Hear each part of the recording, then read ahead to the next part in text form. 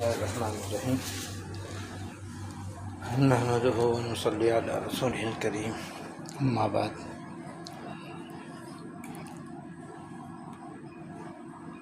حضرت عبداللہ بن عباس رضی اللہ تعالی عنہما سے مروی ہے کہ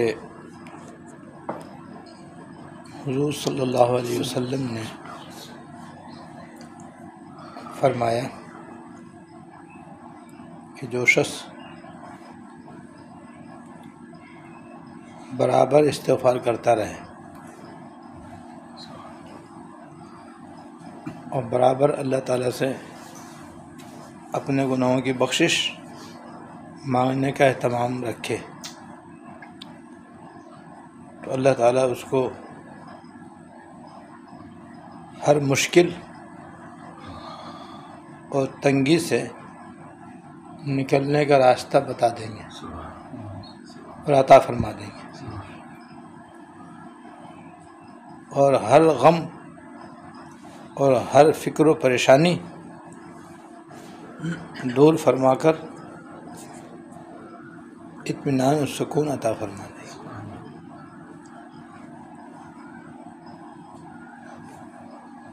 یہ استغفار کرنے کی فضیلت جو بہت بڑی فضیلت ہے۔ ایسے ہی ایک دوسری روایت میں ہے کہ جب شیطان مردود ہوا اور اللہ تعالیٰ کی طرف سے اس کے اوپر لعنت پڑی اور اللہ تعالیٰ نے اس کو اپنے دربار سے نکلنے کا حکم دیا تو اس نے اللہ تعالیٰ سے عرض کیا کہ یا اللہ، آپ کے عزت و جلال کی قسم، میں آدم علیہ السلام کی اولاد کو جب تک ان کی جان میں جان ہے بہکاتا رہوں گا اور گمراہ کرتا رہوں گا اور گناہوں میں مبتلا کرتا رہوں گا۔ تو اس کی بات سن کر کے اللہ تعالیٰ نے جواب دیا کہ مجھے بھی میری عزت و جلال کی قسم،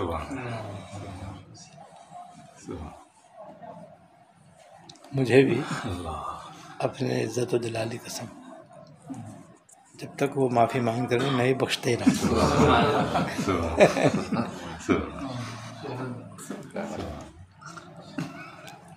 اور کیا چاہیے؟ ہم خطا کے پتلے ہیں، خطائیں ہم سے ہوتی تو اللہ تعالیٰ نے بھی اپنی رحمت سے اپنی ذات کی عزت و جلالی قسم کھا کے فرمایا ہوا ہے کہ یہ معافی مانگیں میں معافی کرتا رہوں گا، شیطان اپنا کام کرے گا، اللہ تعالیٰ اپنے رحمت کا برتاؤ کرے گا۔ موجودہ حالت میں جو پریشانی کی صورت ہے وہ بہت ہی زیادہ تشویشناک ہے، ہر آدمی سخت پریشان ہے، مہنگائی کا کوئی پیمانہ ہی نہیں ہے، اچھل کے مہنگائی بڑھ رہی ہے، ٹھہراؤ کا نام ہی نہیں ہے، کوئی اسٹیشن ہی نہیں ہے، بس برابر مسلسل تیزی سے آئے دن مہنگائی بڑھتی جا رہی ہے۔ لوگ جو ہیں مہنگائی کے پہاڑ کے نیچے پس رہے ہیں، پریشانی کے کوئی انتہا نہیں ہے، ہر آدمی پریشان ہے، نوکری والا بھی پریشان ہے، کاروبار کرنے والا بھی پریشان ہے، کاروبار کرنے والوں پر ایسے ٹیکسوں کی بھرمار ہے کہ پہلے کبھی کہتے تھے کہ بھائی پاکستان میں سے ہر آدمی کم تاجر جو 50 ٹیکسوں کے اندر پس رہا ہے، اب تو 50 کو بھی 10 سال پرانی بات ہو گئی، اب تو نہ جانے کتنے اور نئے ٹیکس آ گئے اور آئے جا رہے ہیں۔ تو یہ بڑی پریشانی کی بات ہے حکومت کی، پاکستان کی معیشت جو ہے نا انتہائی خطرے میں ہے اور صفر کی طرف جا رہی ہے۔ سیاسی لوگوں کا جو حال ہے وہ آپ کو سب کو معلوم ہے کہ ان کا کیسی آپس میں لڑائی جھگڑا ہے اور کس طرح کیسی ان کی زبان ہے۔ جو اس ملک کو چلانے والے ہیں ان کا تو یہ حال ہے تو ملک کیا چلے گا؟ تو سیاسی لوگوں کا یہ حال ہے، اور دوسری طرف مہنگائی کا یہ عالم ہے کہ مہنگائی کا پہاڑ ہے اور وہ پہاڑ اونچا ہوتا جا رہا ہے۔ یعنی تیزی سے مہنگائی بڑھ رہی ہے اور لوگ بیچارے اس کے نیچے آ رہے ہیں اور پریشانی کے شکار ہیں. ایسی میں ہمیں استغفاری کثرت کرنی چاہیے، کیونکہ یہ بھی ہمارے لیے بہت مشکل صورتحال ہے، پریشان کن صورتحال ہے، تنگی کا وقت ہے، ہر آدمی اپنے دل سے پریشان ہے، ذہنی طور پر پریشان ہے. تو بھائی استغفار کی کنجی ہمارے پاس موجود ہے، اس کو لگاؤ اور عافیت کا دروازہ کھولو، راحت کا راستہ تلاش کرو، اور استغفار جب کریں گے تو ملے گا سب کچھ. اور آیت کریمہ جو ہے اسے ختم کرو، ہر گھر میں تمام گھر والے جمع ہوں اور 500 مرتبہ آیت کریمہ پڑھیں اور 500 مرتبہ حسبنا اللہ و نعم الوکیل پڑھیں اور 500 مرتبہ لا حول ولا قوت الا باللہ العلی العظیم پڑھیں. اول آخر 11 مرتبہ درود شریف، 3 دفعہ درود شریف پڑھیں. پھر سب مل کر گر گڑا کے دعا کریں، یا اللہ ہمارے ملک کی حفاظت فرما، اس ملک کو حکومت صالحہ نصیب فرما،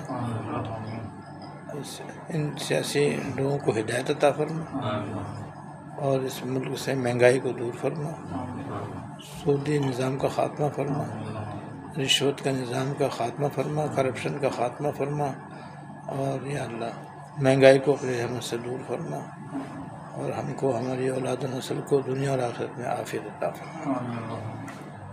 اب یہ دعا مانگو بس، رو رو کے گر گڑا کے، اور روزانہ اپنی سہولت سے کوئی وقت مقرر کرو اور دعا کرو اللہ تعالیٰ سے کہ یا اللہ ہم کو ہماری اولاد و نسل کو عزت و عافیت کے ساتھ خوب حلال و طیب روزی عطا فرما، عافیت عطا فرما، سلامتی عطا فرما، اور ہمارے ملک کی حالت کو یا اللہ بہتر فرما.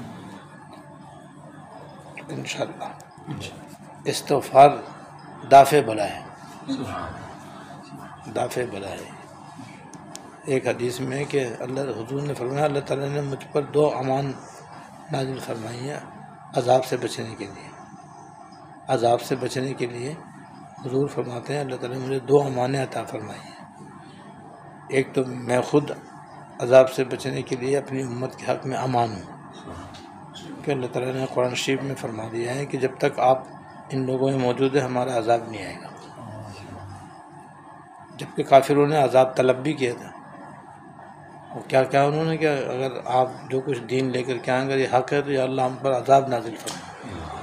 نہ ماننے کی بھی کوئی حد ہے، ضد کی بھی کوئی حد ہے، کہ اگر آپ حق پر ہیں تو ہمیں عذاب دے دیں. جب تک یہ آپ کے اندر تمہارے اندر موجود ہے ہم اپنا عذاب نازل نہیں کریں گے. یہ بڑی امان ہے آپ. تو فرمایا میں جب دنیا سے چلا جاؤں گا تو ایک امان قیامت تک چھوڑ کے جاؤں گا، وہ استغفار کی کثرت. جب تک تم استغفار کرتے رہو گے عذاب نہیں. یہ بھی اللہ تعالیٰ نے قرآن شریف میں فرمایا ہے. ایسے جب یہ استغفار کرتے رہیں گے ہم عذاب نازل نہیں کریں گے. حضرت یونس علیہ السلام کی قوم حضرت یونس علیہ السلام کے تشریف لے جانے کے بعد جب ان پر عذاب آنے لگا اور اسے کچھ آثار ان کو نظر آئے تو سارے کے سارے میدان میں نکل گئے. عورتوں کو بھی لے گئے، بچوں کو بھی لے گئے، بوڑھوں کو بھی لے گئے، جوانوں کو بھی لے گئے، جانوروں کو بھی لے گئے. بچوں کو عورتوں سے الگ ڈال دیا تو وہ تو چیخیں گے، چلائیں گے، روئیں گے. وہ سب لوگ وہاں پر آہوزاری گریہ زاری کرنے لگے تو اللہ تعالیٰ نے آتا ہوا عذاب ٹال دیا. اور حضرت یونس علیہ السلام سے ایک اجتہادی خطا ہو گئی تھی جس کی وجہ سے وہ مچھلی کے پیٹ میں چلے گئے. اب اندازہ کرو مچھلی کے پیٹ میں جانے کے بعد بچنے کی کوئی ظاہراً امید ہے؟ ظاہراً کوئی امید نہیں. انہوں نے استغفار کیا اور وہ لا الہ الا انت سبحانک انی کنت من الظالمین، کیونکہ لا الہ الا اللہ میں توحید کا بیان ہے، سبحانک میں اللہ تعالیٰ کی پاکیزگی کا بیان ہے، انی کنت من الظالمین یہ استغفار ہے.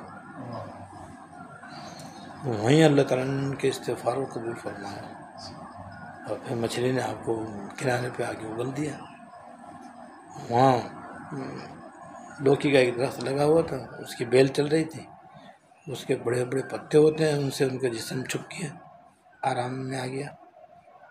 اور ایک جنگلی بکری کو اللہ تعالیٰ نے مقرر کر دیا، وہ آ کر کے آپ کو اپنا دودھ پلا دیتی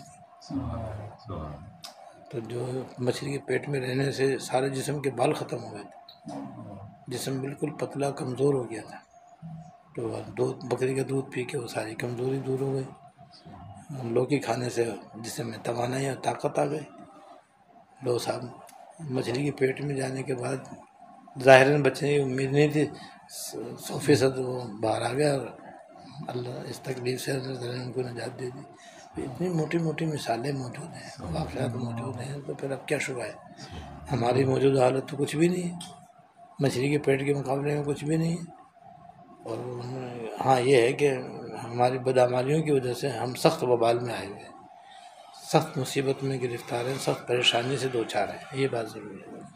مگر یہ وبال ہے نا، یہ بھی استغفار سے اور توبہ سے دور ہو سکتا ہے، اور توبہ استغفار میں گناہ چھوڑنا پہلے نمبر پہ ہے، گناہ بھی چھوڑیں جو گناہ کرنا ہے، اور ساتھ ساتھ یہ اپنے لیے بھی، سارے اہل پاکستان کے لیے دعا کریں، اللہ تعالیٰ ہم سب کو توفیق عطا